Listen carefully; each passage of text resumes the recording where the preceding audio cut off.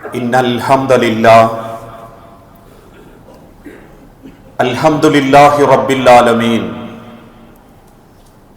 വല്ലാഖിബത്തു ലിൽ മുത്തഖീൻ വലാ ഉദ്വാന ഇല്ലാ അലൽ ളാലിമീൻ വഉസല്ലി വഉസല്ലിമു അലാ അശ്റഫിൽ അംബിയാഇ വൽ മുർസലീൻ നബിയിനാ മുഹമ്മദിൻ വഅലാ ആലിഹി വഅസ്ഹാബിഹിൽ ഫായിസീന ബിദിലല്ലാഹ് അല്ലാഹുമ്മ സ്വല്ലി അലാ മുഹമ്മദിൻ വഅലാ ആലി മുഹമ്മദ് കമാ സ്വല്ലൈത അലാ ഇബ്രാഹീമ വഅലാ ആലി ഇബ്രാഹീം വബാരിക് അലാ മുഹമ്മദിൻ വഅലാ ആലി മുഹമ്മദ് കമാ ബാറക്ത അലാ ഇബ്രാഹീമ വഅലാ ആലി ഇബ്രാഹീം ഇന്നക ഹമീദും മജീദ്. أعوذ بالله من الشيطان الرجيم بسم الله الرحمن الرحيم يا أيها الذين آمنوا اتقوا الله حق تقاته ولا تموتن إلا وأنتم مسلمون يا أيها الناس اتقوا ربكم الذي خلقكم من نفس واحدة وخلق منها زوجها وبث منهما رجالا كثيرا ونساء واتقوا الله الذي تساءلون به والأرحام إن الله كان عليكم رقيبا. بسم الله الرحمن الرحيم ومن يتق الله يجعل له مخرجا ويرزقه من حيث لا يحتسب رب اشرح لي صدري ويسر لي امري. സ്നേഹാദരണീയരായ സത്യവിശ്വാസി വിശ്വാസിനി സഹോദരങ്ങളെ, സർവലോക രക്ഷിതാവായ അള്ളാഹുവിന്റെ നിയമങ്ങളും നിർദ്ദേശങ്ങളും അന്ത്യപ്രവാചകൻ മുഹമ്മദ് മുസ്തഫ റസൂലുള്ളാഹി സല്ലല്ലാഹു അലൈഹി വസല്ലമയുടെ ജീവിതചര്യകളും സ്വന്തം ജീവിതത്തിന്റെ എല്ലാ രംഗത്തും അള്ളാഹുവിനെ സ്നേഹിച്ചുകൊണ്ട് ജീവിതത്തിൽ പകർത്തണമേ എന്ന് ആദ്യമായി ഉണർത്തുകയാണ്, വസിയത്ത് ചെയ്യുകയാണ്. ഈ ലോകത്തേക്ക് നിയോഗിക്കപ്പെട്ട നമ്മളുടെ ഓരോരുത്തരുടെയും ജീവിതത്തിൽ നമ്മൾ വിചാരിക്കുന്നത് പോലെയല്ല നമ്മളെ ജീവിതം നീങ്ങിക്കൊണ്ടിരിക്കുന്നത്. വലിയ സമാധാനവും സന്തോഷവും ഒക്കെ ആഗ്രഹിക്കുന്നുണ്ടെങ്കിലും മുൻപെങ്ങുമില്ലാത്ത നിലക്ക് ജീവിതത്തിന്റെ പല രംഗങ്ങളിലും അസ്വസ്ഥമായ മനസ്സോടുകൂടി എന്തൊക്കെയോ വേവലാതികളും ആശങ്കകളുമായിട്ടാണ് നമ്മളിൽ പലരും ഇന്ന് ജീവിച്ചുകൊണ്ടിരിക്കുന്നത്. അതുകൊണ്ട് തന്നെയാണ് പലർക്കും പലതും ഓരോ ദിവസങ്ങളായി നഷ്ടപ്പെട്ടുകൊണ്ടിരിക്കുകയാണ്. ചിലരെ സംബന്ധിച്ചിടത്തോളം ജോലി, ആശങ്കയുടെ മുനയിൽ നിൽക്കുന്ന പ്രവാസ ലോകത്തെ ബിസിനസ്സുകൾ, നാട്ടിലുള്ള കച്ചവട രംഗത്തുണ്ടാകുന്ന തൊഴിലില്ലായ്മയും അതിനേക്കാളേറെ ലാഭമില്ലായ്മയും, അപ്രതീക്ഷിതമായി മക്കളുടെ ജീവിതത്തിലേക്ക് വരുന്ന മരണങ്ങളും പരീക്ഷണങ്ങളും, അതിനേക്കാളേറെ സ്വസ്ഥമായി ആഗ്രഹിക്കുന്ന ദാമ്പത്യ ജീവിതത്തിൽ പോലും കല്ലുകടികളും വഞ്ചനയും, ഒരിക്കലും നമ്മളെ മനസ്സാഗ്രഹിക്കുന്ന രീതിയിലല്ല നമ്മളെ ജീവിതം നീങ്ങിക്കൊണ്ടിരിക്കുന്നത്. മറിച്ച് നമ്മളുടെയൊക്കെ ജീവിതത്തിൽ ആരോ ഒരു നിയന്ത്രണം ഏറ്റെടുക്കുകയും നമ്മൾ എത്ര ഇബാദത്ത് ചെയ്താലും എന്തൊക്കെ നല്ലത് പ്രവർത്തിച്ചാലും ഇങ്ങനെയൊക്കെ നമ്മളെ ജീവിതം പോകാൻ പാടുള്ളൂ എന്ന് നിശ്ചയിച്ചുറപ്പിച്ച ആരോ നമ്മളെ ജീവിതം നിയന്ത്രിച്ചു കൊണ്ടിരിക്കുന്നുണ്ട്. പക്ഷെ നമ്മളെ കൂട്ടത്തിലുള്ള പലരും അതൊന്നും ചിന്തിക്കാതെ നിരാശരാണ്. എന്തൊക്കെയോ ആലോചിച്ച് ഡിപ്രഷൻ അടിക്കുക, കിട്ടാത്തതിനെ കുറിച്ച് ചിന്തിച്ച് കാട് കയറുക, ദുനിയാവിലെ പണമാണ് സമാധാനം എന്ന് ചിന്തിച്ച് ഏത് അക്രമത്തിലൂടെയും പണമുണ്ടാക്കുക, അവസാനം എല്ലാം തകരുന്നതോടുകൂടി ദീനും തകരുക, ഇങ്ങനെയൊക്കെയാ പലരുടെ ജീവിതവും ഇന്ന് നീങ്ങിക്കൊണ്ടിരിക്കുന്നത്. ഏതാനും ചില ദിവസങ്ങൾക്ക് മുൻപ് ഒരു ഉമ്മ പറഞ്ഞതുപോലെ, ഞാൻ നല്ല നമസ്കാരവും നോമ്പും ഖുർആനോത്തും ഒക്കെ ആയിട്ട് ജീവിക്കുന്നുണ്ട് ഉസ്താദെ, പക്ഷെ എന്റെ മകനാണ് കഴിഞ്ഞ ആഴ്ചയിലുണ്ടായ അപകടത്തിൽ മരണപ്പെട്ടത്. എനിക്കിപ്പോ തോന്നുന്നു ഞാൻ എന്തിനാ നമസ്കരിച്ച്, ഞാൻ ഇങ്ങനെയൊക്കെ നടന്നിട്ടു എന്താ പടച്ചോൻ ഇന്നെ മനസ്സിലാക്കാത്ത, ഇങ്ങനെയൊക്കെ നല്ല നിലക്ക് ജീവിക്കാൻ ആഗ്രഹിച്ചിട്ടും എന്തിനാ പടച്ചോൻ ഇന്നെങ്ങനെ സങ്കടപ്പെടുത്തുന്നത്? ഇങ്ങനെയൊക്കെ ചിന്തിക്കുന്നതോടുകൂടി പിന്നീട് അവന്റെ ദീന് നശിക്കും, കുടുംബം നശിക്കും, സ്വസ്ഥതയില്ലാണ്ടാകും. ഇസ്ലാം പഠിപ്പിക്കാത്ത നിരവധി സാമ്പത്തിക കുറ്റകൃത്യത്തിലേക്ക് അവൻ എത്തിപ്പെടും. അവസാനം എന്തൊക്കെയോ ആയി അവൻ ഈ ലോകത്തു നിന്നും അള്ളാന്റെ അടുത്തേക്ക് തിരിച്ചു മടങ്ങും.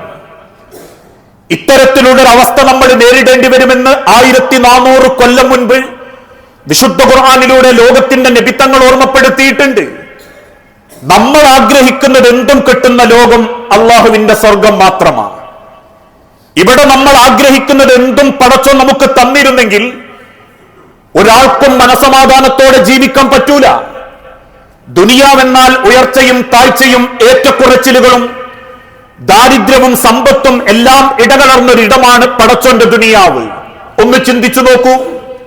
എല്ലാവരുടെ കച്ചവടവും അങ്ങോട്ട് ലാഭാകണം, എല്ലാവരും കോടീശ്വരന്മാരാകണം എന്ന് തീരുമാനിച്ചാൽ ലോകം നന്നാവൂ? എല്ലാവരും ദാരിദ്ര്യത്തിലെത്തണം എന്ന് തീരുമാനിച്ചാൽ ലോകം നന്നാവൂല.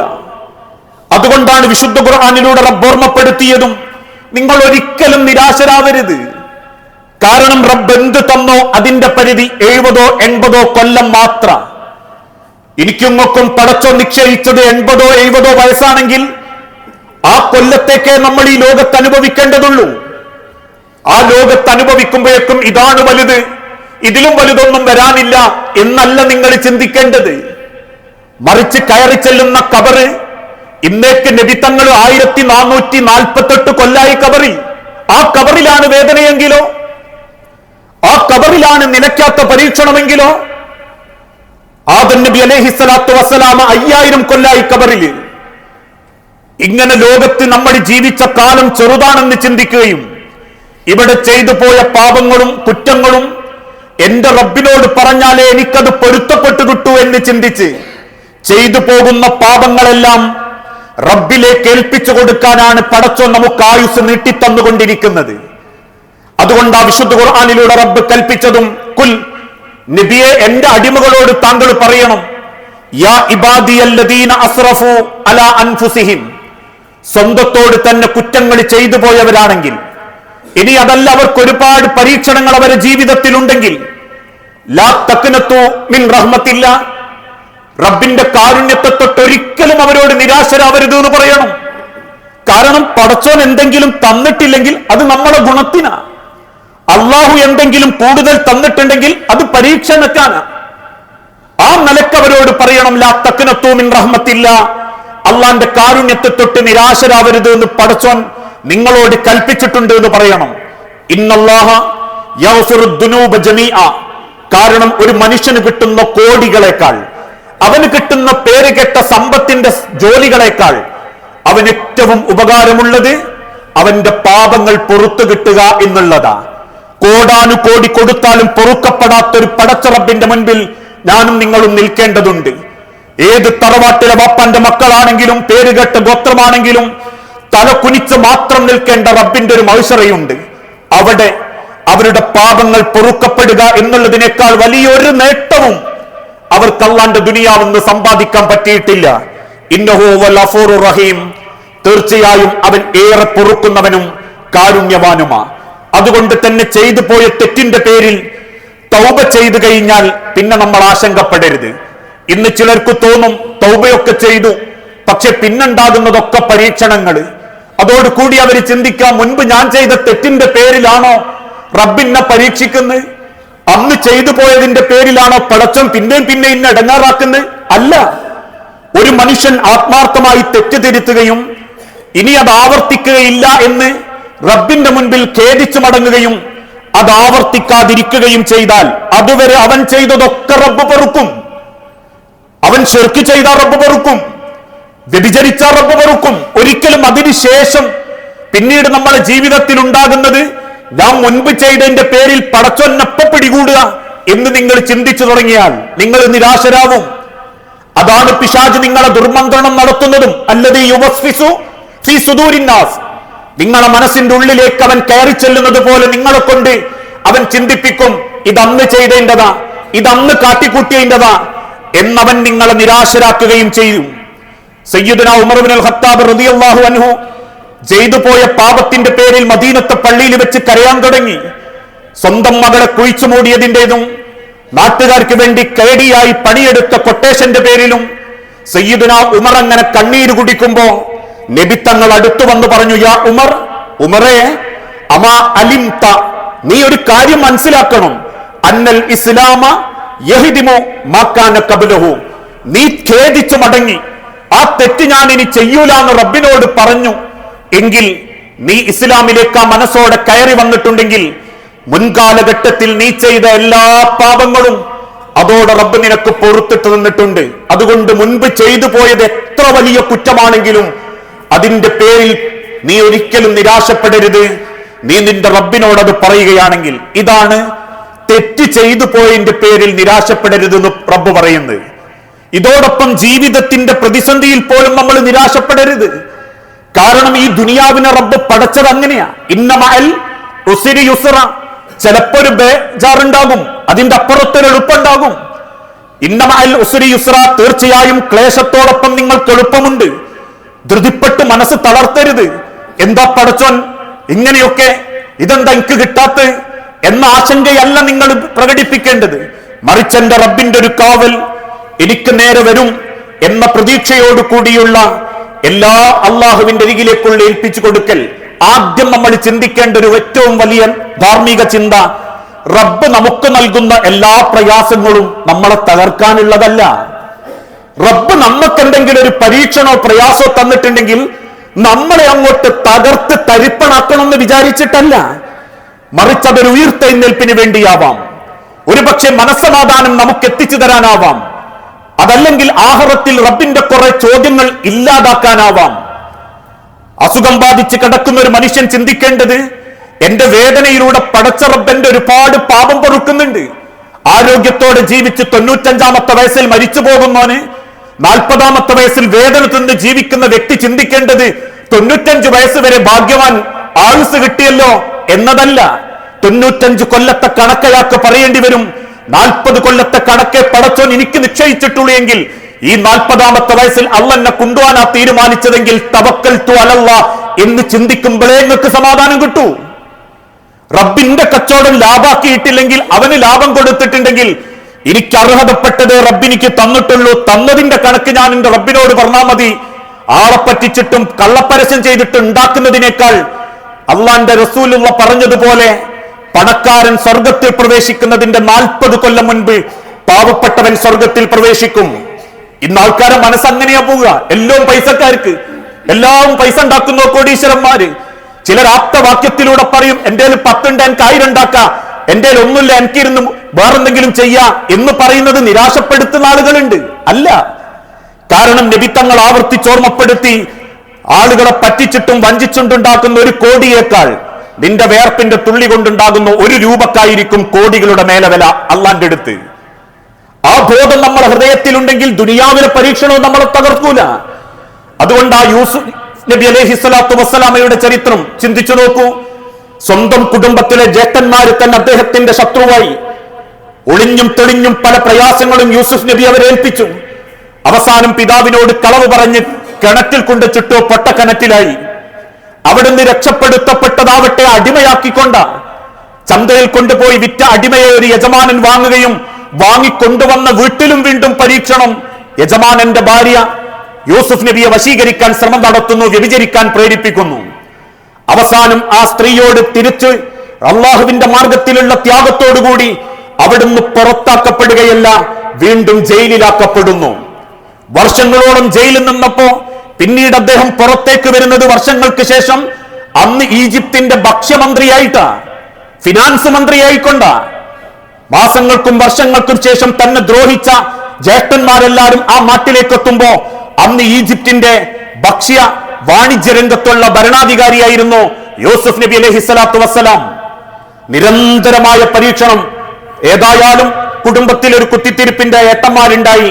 ഇനി അന്ന് നന്നാവോ? ഇല്ല. പൊട്ടക്കിണറ്റിലായി. പൊട്ടക്കിണറ്റിൽ രക്ഷപ്പെട്ടാൽ നന്നാവോ? പിന്നീട് ജയിലിലായി.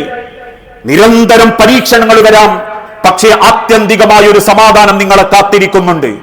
സയ്യിദുനാ പ്രവാചകൻ മുഹമ്മദ് നബി സല്ലല്ലാഹു അലൈഹി വസല്ലമ 40-ാമത്തെ വയസ്സ് വരെ എല്ലാവർക്കും വേണ്ടപ്പെട്ടവൻ, പിന്നീട് വെറുക്കപ്പെട്ടവൻ.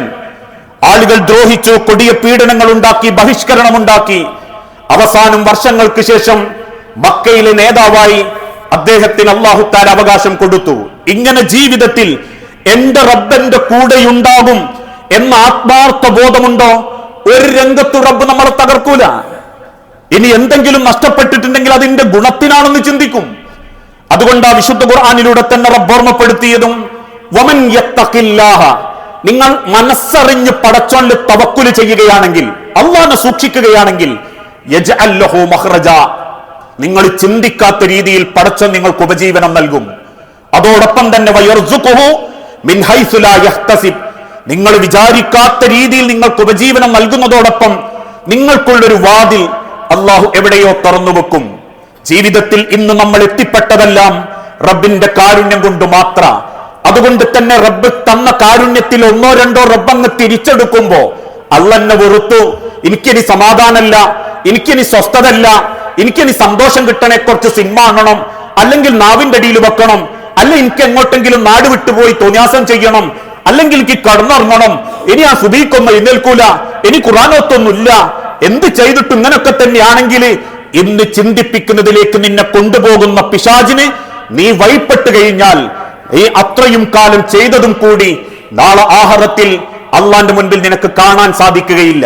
അതുകൊണ്ട് തന്നെ നമ്മുടെ ജീവിതത്തിൽ എപ്പോഴും ഒരു പ്രതീക്ഷയുണ്ടാവണം. എന്റെ റബ്ബിനിക്ക് ഹൈറേ വരുത്തൂ, എന്റെ റബ്ബന്റെ കൂടെയുണ്ടാകും, എനിക്കെന്റെ റബ്ബ് മതി എന്നൊരു പ്രതീക്ഷയുടെ വിശ്വാസം നബി തങ്ങൾ ഓർമ്മപ്പെടുത്തി. ലാ തഖ്തഉ, നിങ്ങൾ ഒരിക്കലും മുറിച്ചു കളയരുത്. റജാഅക്കും മിനല്ലാഹ്, റബ്ബിന്റെ അടുത്ത് നിന്ന് കിട്ടേണ്ടതിനെ തൊട്ടുള്ള ഒരു പ്രതീക്ഷ അത് നിങ്ങൾ മനസ്സൊന്നും മുറിച്ചു കളയരുത്. എനിക്ക് കിട്ടൂല, എനിക്കാവൂല, എനിക്ക് സക്സസ് ആവൂല, എനിക്കതിന് പറ്റൂല, എന്റെ കുടുംബമോ നശിച്ചു എന്ന് നിങ്ങൾ ചിന്തിക്കല്ലേ. കാരണം ഫിത്തഫ്രീജി വൽ ഫറജി, എവിടെയോ റബ്ബ് ഒരു ആശ്വാസം നിങ്ങൾക്ക് വെച്ചിട്ടുണ്ടാകും, എവിടെയോ നിങ്ങളുടെ ജീവിതത്തിൽ ഒരു വഴിത്തിരിവ് റബ്ബ് വെച്ചിട്ടുണ്ടാകും. ആ വഴിത്തിരിവിലേക്ക് എത്തിത്തരാൻ ഒരു പക്ഷേ റബ്ബ് കാലങ്ങൾ നിങ്ങൾക്ക് ദീർഘിപ്പിച്ച് തന്നതാവാം. ആ ഒരു മനസ്സോടുകൂടി നമ്മളെ ജീവിതത്തിലേക്ക് നമ്മൾ നിരാശരാവാതെ ജീവിക്കണം. നമുക്കറിയില്ല എന്താ റബ്ബിന്റെ ഉദ്ദേശം എന്ന്. ഈ ഇരിക്കുന്ന നമ്മളിൽ എത്ര പേര് സ്വന്തം മക്കളെ കൈപിടിച്ചെടുക്കാനുണ്ടാകും എന്ന് നമുക്കാർക്കും അറിയൂല. കല്യാണം കഴിഞ്ഞ് 3-ാമത്തെ ദിവസമാ ചെറുപ്പക്കാരൻ പെണ്ണിന്റെ മടിയിൽ വെച്ച് മരിച്ചു പോകുന്നത്. സ്വന്തം കുഞ്ഞിന് 17 കൊല്ലത്തിന് ശേഷം അള്ളൊരു കുഞ്ഞിനെ കൊടുത്തപ്പോ ആ കുഞ്ഞിനെ കണ്ട് തിരിച്ചു പോകുമ്പോഴാ വാപ്പ അപകടത്തിൽ മരണപ്പെടുന്നത്. സ്വന്തം മകളെ കൈപിടിച്ചു കൊടുക്കാൻ ഓഡിറ്റോറിയത്തിലേക്ക് കയറി വന്ന വാപ്പ പ്രതീക്ഷയോടെ കാത്തിരുന്ന തന്റെ 21 വയസ്സുള്ള മകൾക്ക് കൈ കൊടുക്കാൻ, ഭർത്താവിന് കൈ കൊടുക്കുന്നതിന്റെ മിനിറ്റുകൾക്ക് മുൻപാ അറ്റാക്ക് വന്ന് മരിച്ചത്. കാശിച്ച സീറ്റിൽ പോലും ജേട്ടൻ കൈ കൊടുക്കേണ്ടി വന്നിട്ടുണ്ടെങ്കിൽ അറിയില്ല മനുഷ്യരെ നിങ്ങളെയും ജീവിതത്തിൽ എവിടേക്കാ പോകുന്നതെന്നും എന്താ റബ്ബിന്റെ ഉദ്ദേശം എന്നും. അതുകൊണ്ടാണ് നബിന്റെ പ്രവാചകൻ ഓർമ്മപ്പെടുത്തിയതും ഉലമാക്കൾ പഠിപ്പിച്ചതും ലൗ കശഫ അല്ലാഹു, ലൗ കശഫ അല്ലാഹു, അല്ലാഹു എങ്ങാനും വെളിപ്പെടുത്തി തന്നിരുന്നുവെങ്കിൽ അൽ ഗിതാഅ ലി അബ്ദിഹി, തന്റെ അടിമക്ക് എന്തൊക്കെയാ പടച്ചോൻ കൊടുക്കാൻ ഉദ്ദേശിച്ചത് എന്ന് അല്ലാഹു എങ്ങാനും നിങ്ങൾക്ക് വെളിപ്പെടുത്തി തന്നിരുന്നെങ്കിൽ വഅറാഹു കൈഫ യുദബ്ബിറു ലഹു ഉമൂറഹു, അല്ലെങ്കിൽ ഭാവിയിൽ നിങ്ങളുടെ ജീവിതത്തിൽ എന്തൊക്കെ സംഭവിക്കണം എന്നുള്ളത് പടച്ചോൻ എങ്ങാനും നിങ്ങൾക്ക് കാണിച്ചു തന്നിരുന്നുവെങ്കിൽ ലദാബ ഖൽബുൽ അബ്ദി ഹുബ്ബൻ ലില്ലാഹ്, ആ അടിമയുടെ മനസ്സ് അവന്റെ കൽബ് അള്ളാന്റെ അടുത്തേക്ക് വിറച്ചുകൊണ്ടും കണ്ണീരോടെയും അള്ളാന്റെ അടുത്തേക്ക് ചെല്ലുമായിരുന്നു. വശുക്റൻ ലഹു, റബ്ബിനോട് നന്ദി കാണിക്കുമായിരുന്നു, റബ്ബിനേറെ ഇഷ്ടപ്പെടുമായിരുന്നു അവന്റെ കൽബ്. കാരണം അവൻ എന്താണ് പടച്ചോൻ തീരുമാനിച്ചത് എന്ന് അവൻ അറിയിച്ചിരുന്നുവെങ്കിൽ. നമ്മൾക്കാർക്കും അറിയിച്ചു തന്നിട്ടില്ല റബ്ബ് എന്താ നമുക്ക് മുൻപോട്ട് നീക്കിവെച്ചത്. ഒരു പക്ഷേ പരീക്ഷണമാവാം, നിത്യരോഗമാകാം, വേദനിപ്പിക്കുന്നതാവാം, അതല്ലെങ്കിൽ സന്തോഷമാകാം, എല്ലാം കിട്ടിയിട്ടുള്ളൊരു മടക്കമാകാം, സമാധാനമാകാം. ഒന്നും നമ്മക്കറിയില്ലെങ്കിൽ ഇന്ന് തന്ന ജീവിതത്തിൽ ടെൻഷൻ അടിച്ച് ജീവിക്കാതെ എന്റെ റബ്ബ് എനിക്ക് തന്ന ഇന്നത്തെ ദിവസം അള്ളാന്റെ അരികിലേക്കൊന്ന് മനസ്സടുത്തും ശരീരമടുത്തും ജീവിക്കട്ടെ, എങ്കിലേ റബ്ബ് എന്റെ അടുത്തേക്ക് അടുക്കൂ എന്ന ബോധത്തോടെ ജീവിച്ചാൽ ജീവിതത്തിന്റെ ഒരു സെക്കൻഡ് പോലും നിരാശ ഉണ്ടാവില്ല. ഒന്നും കിട്ടാത്തതിന് നിരാശ ഉണ്ടാവില്ല, കിട്ടിയതിന്റെ പേരിൽ അഹങ്കാരം ഉണ്ടാവില്ല. ആ നിരാശയും അഹങ്കാരമില്ലായ്മയുമാണ് അള്ളാഹു നമ്മളിൽ നിന്ന് ആഗ്രഹിക്കുന്നത്. അല്ലാതെ നശിച്ചു പോകുന്ന ദുനിയാവിനെ വെട്ടിപ്പിടിച്ച് കൊട്ടാരമുണ്ടാക്കി നാട്ടുകാരെ വെല്ലുവിളിക്കാനല്ല, മറ്റുള്ളവനേക്കാൾ ഞാൻ വിജയിച്ചു എന്ന് തോന്നിപ്പിക്കാൻ വേണ്ടി ഏത് കള്ളത്തരത്തു കൂടെയും പൈസ ഉണ്ടാക്കാനല്ല, നാട്ടുകാരെ ബോധ്യപ്പെടുത്താൻ റീൽസുകൾ ഉണ്ടാക്കി ഭാര്യ ഭർത്താക്കന്മാര് വലിയ മൊഞ്ചിലാണെന്ന് മറ്റുള്ളവരുടെ ലൈക്ക് വാങ്ങാൻ വേണ്ടിയിട്ടല്ല, കഴിച്ചെടുക്കുന്ന ഒരു ഉരുളയിൽ പോലും മറ്റൊരുത്തന്റെ കണ്ണീരില്ല ഉറപ്പിച്ചിട്ട് കഴിക്കാൻ പറ്റിയ അതാ ജീവിതം. അതിനാ പടച്ചോൻ ദുനിയാവുക്ക് പറഞ്ഞയച്ച്. അത് എപ്പോ പടച്ചോൻ തിരിച്ചു വിളിച്ചാലും ഈ ശരീരത്തിലോ എന്റെ മനസ്സിലോ അള്ളാഹ്ക്ക് ഇഷ്ടപ്പെടാത്തതില്ല എന്ന് മനസ്സുകൊണ്ടും ശരീരം കൊണ്ടും പ്രഖ്യാപിക്കാൻ പറ്റിയ ഒരു പേടിയും വേണ്ട. ഖബറും ഹൈറായിരിക്കും, ആഖിറവും ഹൈറായിരിക്കും. അതിനു വേണ്ടി ഒരുങ്ങാനും ജീവിക്കാനും വന്നൊരു ചെറിയ കാലഘട്ടം മാത്രമേ എനിക്കും അള്ളാഹ് തന്നിട്ടുള്ളൂ. ആ റബ്ബിൽ നിരാശരാവാതെ തന്നതിൽ തൃപ്തിയോടെ മുൻപോട്ട് പോകുന്ന നിങ്ങളിൽ അള്ളാഹു നമ്മളെ എല്ലാവരെയും ഉൾപ്പെടുത്തി അനുഗ്രഹിക്കുമാറാകട്ടെ.